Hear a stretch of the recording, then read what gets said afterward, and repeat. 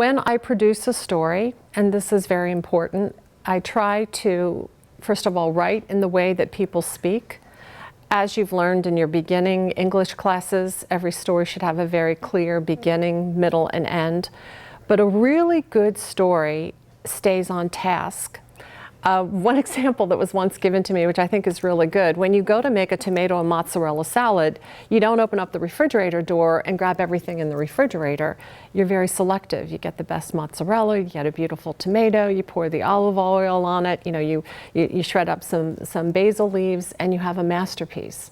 You're not pulling out the corn and the tuna salad and whatever else you've got in there. So in this way, a story, I think, there's a great deal of editing, there has to be clarity, and you have to stay on task and on purpose. I think the best storytellers are people who are interesting themselves and who have a great curiosity about life. And I think if you're interested in life and you like to hear people's stories, you'll be a good storyteller.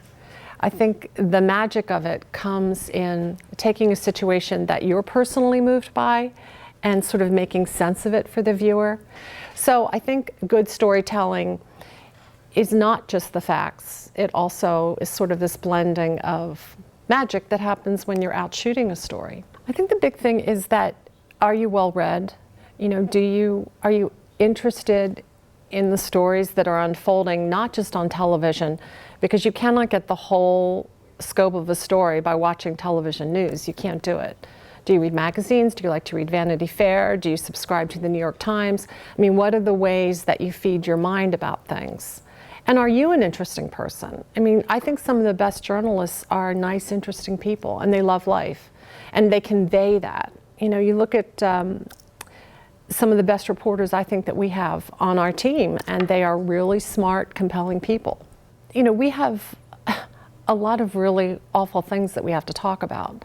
And sometimes people will say, well, oh, you guys don't smile at 6 or whatever. Well, sometimes there's not a lot to smile about. There may be a child who's injured, or there may be a murder-suicide, or there may be a car accident. So the telling of that is different than an adult coloring book story, for instance, which, where it's a little more lighthearted and it's more about like a love of life, that kind of thing. So with storytelling, I think the tone is different. If it's breaking news, if it's immediate, if it's tragic, the tone of that is completely different than, let's say, a story about how to make Oreo cake. It's not about you, it's about your message, it's about the job that you're doing. So get out of your own way, don't be afraid of things, don't be afraid, just do it.